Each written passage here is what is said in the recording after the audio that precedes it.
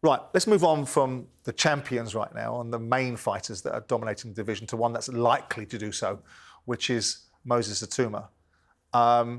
That was some performance on Saturday night. I know that we have a tendency, we are guilty to make people look better than they are. And start, we built Otto Wallen up to being a world beater. So all of a sudden, when Anthony Joshua knocks him out, it was so commendable, right? And we built Dempsey McKean up to be something significant because of the 12-round fight that he had with Hrgovic. That's how you could go off, though. I know. Yeah. And I'm careful and I want to balance it, but this kid looks like the real deal, doesn't he? Outstanding. Not just like, it's not, for me, Duke, I don't know what you say, it's up, every now and then we see a very special talent come through.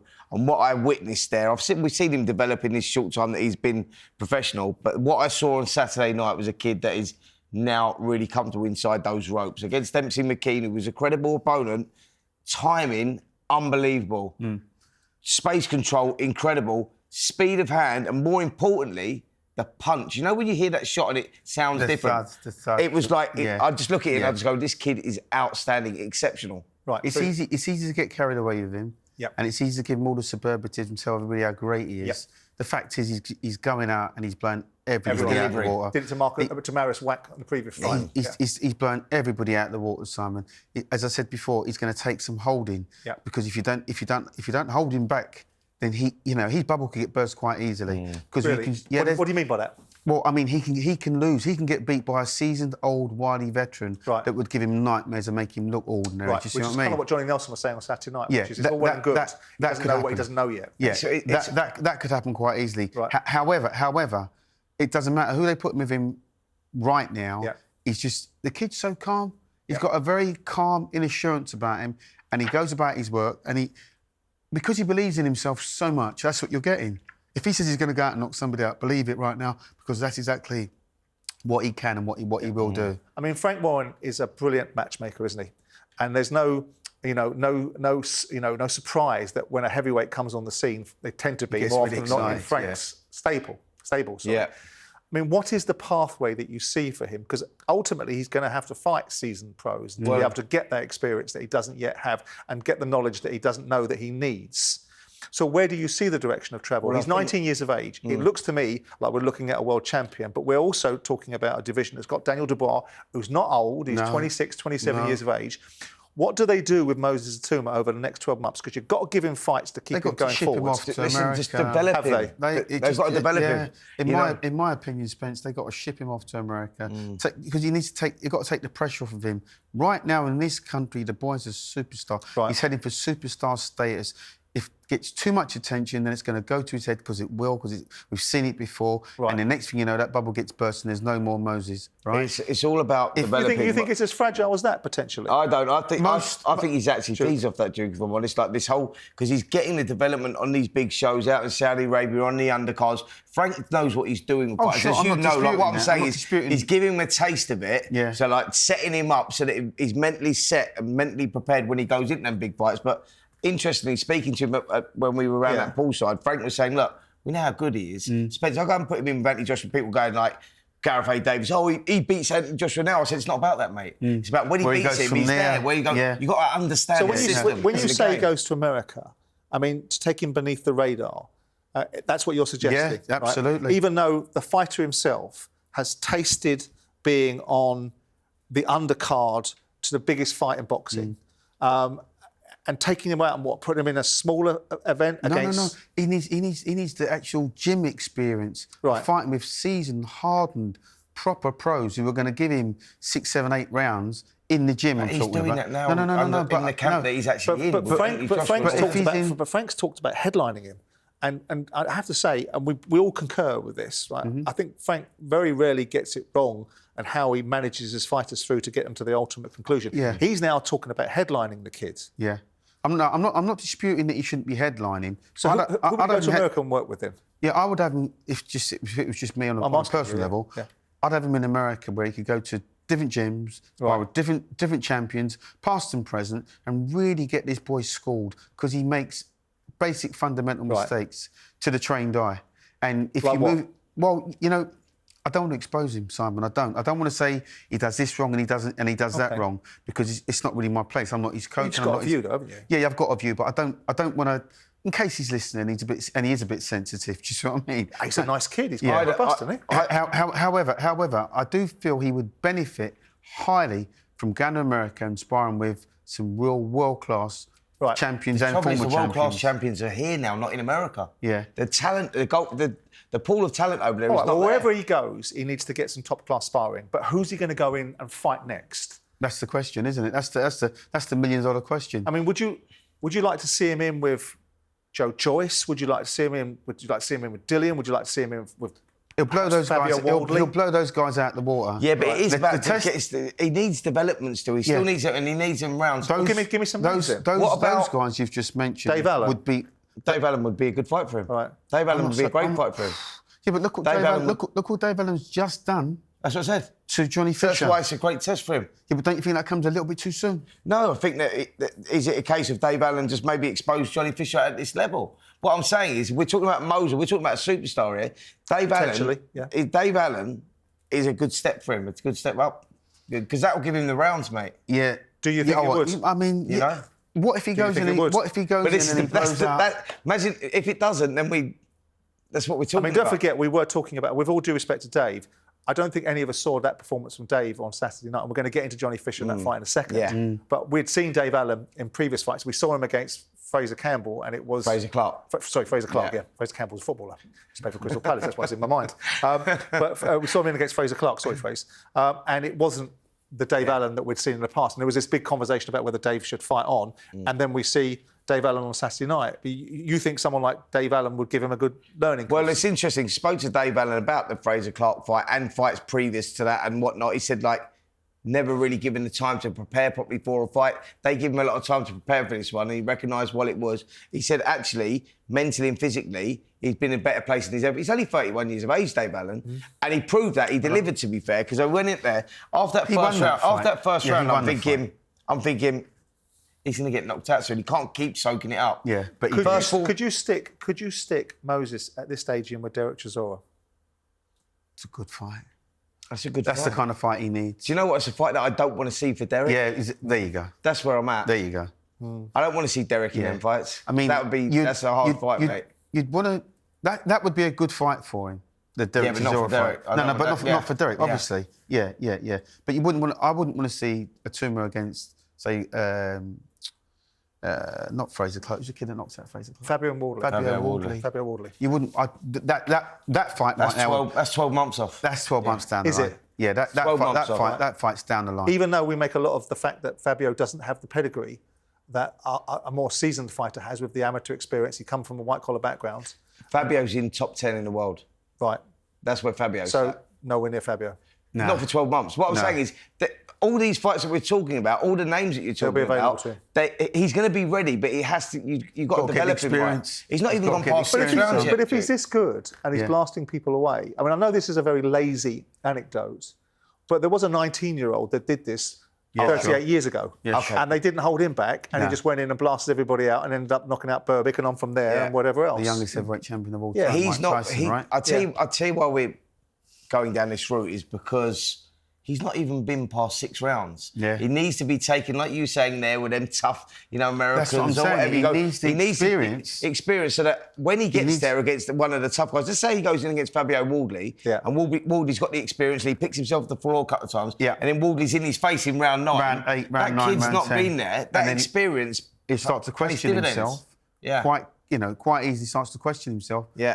Can I go another round? Because we don't know, do we? All we've seen is one direction at the moment in time, which is Moses Itauma puts people on their arse. Yeah. Right? And we don't know when it comes back. Nobody's hitting back yet. I would imagine that the road path for Moses Itauma would be already mapped out. Frank Warren knows that he's got something special there. Francis Warren looks after him and manages him. They'll be going, right, this is the roadmap. We're going to go here, They've done this time and time and time 18 months before this kid is going to be there. He's going to be like 21, 22 years of age when he's boxing for world titles and winning world titles. Yeah. That's about right. That's the reality. Yeah. Francis Warren was mentioning Kubrat Pulev. He beats Kubrat Pulev. Yeah, he beats Pulev. He beats Pulev, and Pulev's just won the WBA regular title. I saw him in. But then I saw him in Saudi, actually, yeah, Pulev. that brings us back to the question. Let's just say You can't put him there. Because once you're there, you're there. Yeah, exactly. But Frank's saying this. Frank's going, look, we're not going to do it, not because you can't beat them, but because he hasn't got the experience. We want longevity. Yeah, sure. Like, and otherwise, you go, the kid's there, 2 explosive years. Yeah, and then what? Do you know what I mean? Yeah, sure. Let's move on before we finish the show to a controversial fight, or more to the point, a controversial outcome. Johnny Fisher versus the aforementioned Dave Allen. Yeah. I can't put it any other way, and I'm not going to try to. I don't think there's any parallel universe where Johnny Fisher won that fight. I had him losing by 3 rounds. What do you say to this? Johnny Fisher won the first 4 rounds. Round 5 was the knockdown when he was down badly and hurt badly, and he never won another round from then. No, mate, you're Johnny right. Fisher. Mate, you're right. He won 4 rounds. He lost 6 rounds and the knockdown as well. He lost by 3, and that was as clear as day and night. It's a bit cynical, isn't it? It was clear as day and night. Johnny Fisher is in a different direction of travel than perhaps Dave Allen is, and it feels like that formed part of the thinking. Is this a good thing for Johnny Fisher? Is this he describes himself as a wet weekend in Stoke, and he's a very self-effacing, pleasant guy. But this is a bit of reality, wasn't it? Because he was expected to go in there and just blow him out and do a job on him. Yeah. And yet the polar opposite happens. But this is what happens when you get a young prospect and you take that step too soon, and then they get exposed, and that's all that happened. That's all that's happened. He's got exposed. Do you know what I mean? That's why you're talking about Dave Allen being a good test for Moses. You go off the back of the Johnny Fisher fight. What does Johnny take away from it? Not to load up too much? One spot on. Great stuff. Like from the first round, the jab.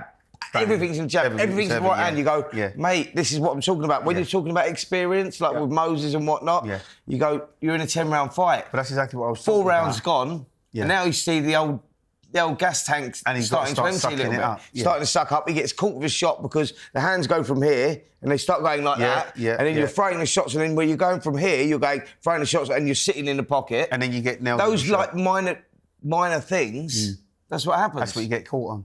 I mean, he just maybe he believed his own publicity. He believed the hype, and he believed what everybody was saying about him. He was going to be this. He was going to be that. He was that great. But then you get the old trial horse in Allen.